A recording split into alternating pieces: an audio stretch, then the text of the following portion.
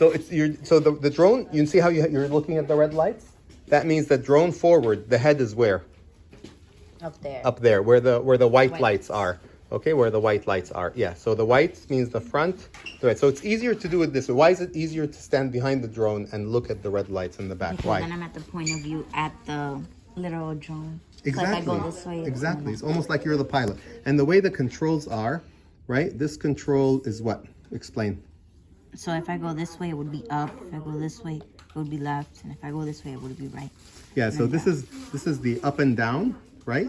I honestly don't know what that and that direction does. Maybe you'll experiment and tell me. But I know that this is up, like vertically up, and this is vertically down. And then these are forward, right?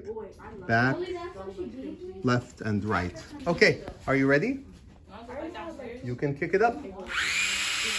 Wow, okay. Add the thrust, yes. Oh my goodness, and you got it.